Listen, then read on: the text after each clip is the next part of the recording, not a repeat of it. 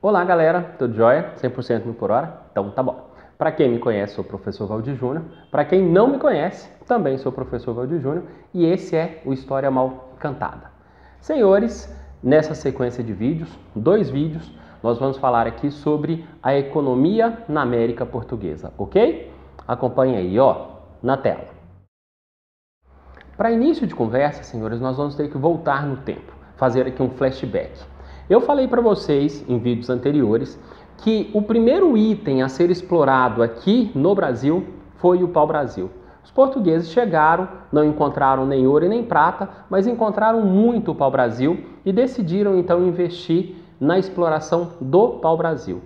Mas, num determinado momento da história, esses caras tiveram que mudar de estratégia. Se você quiser entender por que eles tiveram que mudar de estratégia, aqui no canal tem um vídeo que fala sobre isso e o link está aqui em algum lugar aí da tela. Clique, assista, que você vai entender o início dessa exploração.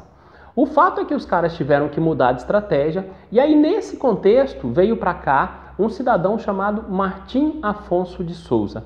E esse cara vem para cá com a missão de fazer a colônia gerar lucros, organizar a casa. Esse cidadãozinho, Martim Afonso de Souza, então, vai ser o responsável por dar o pontapé inicial na indústria açucareira do Brasil. Esse cara vem, planta cana-de-açúcar, constrói engenho e as coisas começam a funcionar.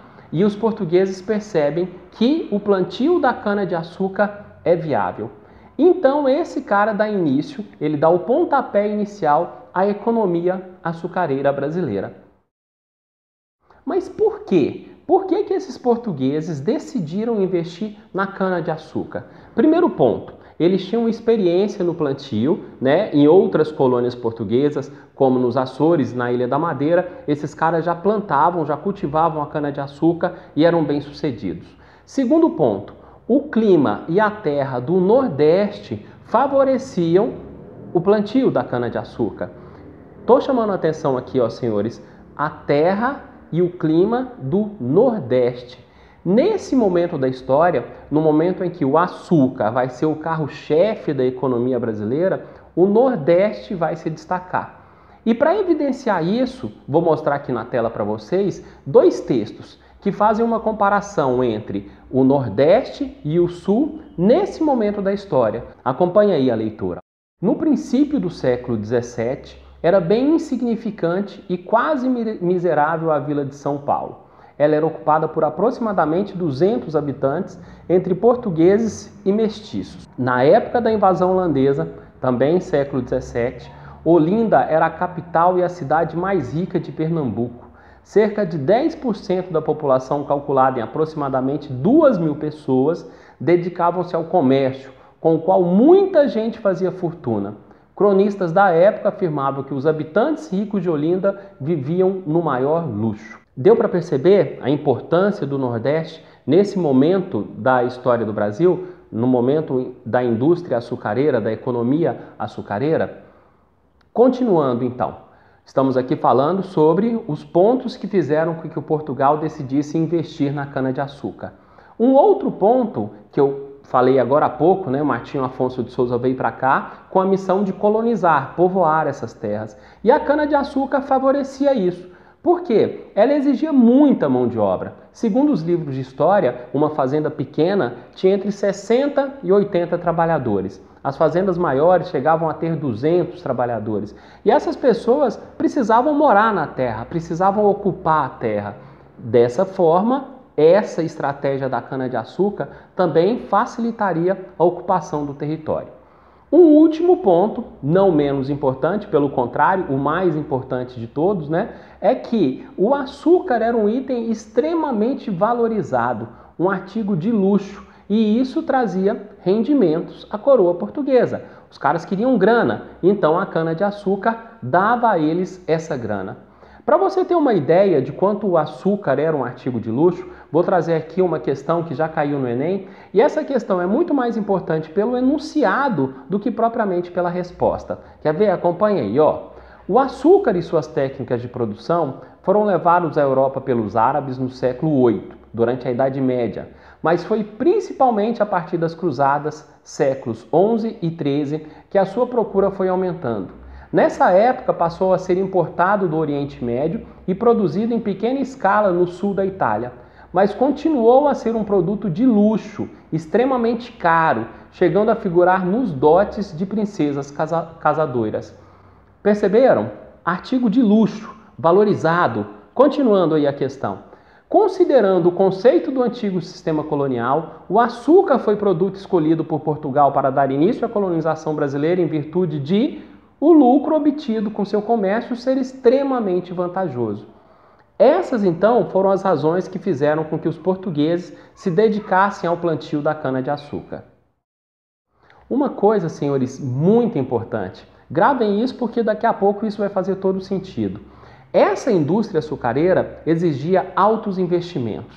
Era caro montar um engenho. E os portugueses foram buscar parceria. E os holandeses foram um dos principais parceiros desses portugueses na exploração e na produção da cana-de-açúcar no Brasil. Eu falei para vocês que isso vai fazer toda a diferença porque daqui a pouco, quando a gente for falar sobre o Brasil holandês, as peças vão se encaixar. Por ora gravem, os holandeses foram um dos grandes financiadores da produção do açúcar no Brasil. Dando sequência, senhores, vamos criar um cenário aqui, ó. Eu falei para vocês agora há pouco, mas vou repetir. Qual foi o primeiro item explorado aqui nas terras do Brasil? O pau-brasil. E quem é que extraía o pau-brasil? Os nativos, os índios. Por que esses caras extraíam? Porque eles estavam interessados nos trecos dos portugueses. Anzóis, machados, tesouras, facas. E aí os nativos se interessavam por isso e extraíam o pau-brasil para os portugueses. E agora, a cana-de-açúcar. Quem é que vai fazer o plantio dessa cana-de-açúcar? Os nativos, os índios. Só que não. Não são os nativos, não são os índios. Por quê? Porque esses caras vão resistir. Se no momento inicial rolou uma relação amistosa entre os portugueses e os nativos e os portugueses, como eu acabei de dizer, esses nativos exploravam o pau-brasil porque queriam os trecos dos portugueses, agora não. Esses nativos não vão se submeter ao domínio português. Além disso, a mortandade também é enorme. O número de nativos decaiu muito. Tal qual aconteceu na América Espanhola, esses europeus chegaram aqui em terras brasileiras, trouxeram doenças que os indígenas não tinham como se proteger. Então, muitos indígenas morreram. Por essas duas razões, os indígenas não vão participar ativamente do processo da cana-de-açúcar. Vão participar, mas de forma tímida, mas não vão tocar essa economia açucareira. E agora, qual é a solução então? Os portugueses vão trazer os escravos africanos. E por que esses escravos vindo da África? Primeiro ponto, esses caras dominam a técnica do plantio da cana-de-açúcar. Eles são bons nisso. E segundo ponto, fundamental, nesse momento da história, o comércio de escravos começa a dar lucros exorbitantes. E aí, então, por conta desses lucros, é que intensifica-se, então, o tráfico de escravos, intensifica-se a busca de escravos na África, trazendo esses escravos para o Brasil. Vou mostrar aqui para vocês uma tabela, para vocês terem uma ideia de como houve, de fato, esse boom, esse crescimento no número de escravos em terras brasileiras. Lá no século XVI, senhores, nós tínhamos uma média de mais ou menos 50 mil escravos entrando no Brasil. No século XVII, esse número vai saltar para 560 mil escravos. Um salto enorme, né? Como eu disse para vocês, o comércio de escravos era altamente lucrativo. Então, esses carinhas foram utilizados na mão de obra da produção açucareira. Para vocês terem uma ideia da importância dos escravos nesse processo da indústria açucareira, da economia açucareira no Brasil, vou mostrar aqui para vocês uma questão que, mais uma vez, o enunciado dela é mais importante do que a resposta. Antonil, em sua obra Cultura e Opulência do Brasil, afirmava que os escravos, está aí em destaque, que os escravos eram as mãos e os pés dos senhores de engenho, porque sem eles no Brasil não é possível conservar, aumentar fazenda, nem ter engenho corrente. Esse texto evidencia os escravos, então, foram fundamentais nesse processo da indústria açucareira brasileira. Aproveitando a questão, senhores, vamos à resposta. Sobre o trabalho e a resistência do negro à escravidão, assinale a alternativa correta. E a alternativa correta é a letra B. O engenho tinha no escravo negro a base de toda a produção. Qualquer reação era punida violentamente. As fugas, os quilombos e a prática de suicídio eram evidências da resistência dos negros à escravidão. Aproveito, senhores, essa questão para a gente falar um pouquinho sobre essa resistência negra. Disse agora há pouco, os nativos resistiram, e não fizeram parte ativa do processo da exploração da cana-de-açúcar. Os negros também vão resistir. Os quilombos, senhores, são símbolos da resistência negra. Qual é o quilombo mais famoso do Brasil? O Quilombo dos Palmares. E qual é o líder mais famoso do Quilombo dos Palmares? Zumbi dos Palmares. E o que aconteceu com o Zumbi dos Palmares e com o Quilombo dos Palmares? Depois de muitas tentativas, os carinhas, os portugueses, os europeus conseguiram dizimar o Quilombo dos Palmares e Zumbi dos Palmares foi assassinado. Mas Zumbi dos Palmares entrou para a história como sendo o símbolo dessa resistência negra. Tanto que o dia 20 de novembro, que foi o dia de sua morte, hoje nós comemoramos o Dia da Consciência Negra. Reforço, os negros resistiram a essa dominação portuguesa. E é preciso lembrar sempre, senhores, os escravos eram maltratados desde a sua captura, eram transportados em navios superlotados, sem condições de conforto, alimentação adequada ou higiene.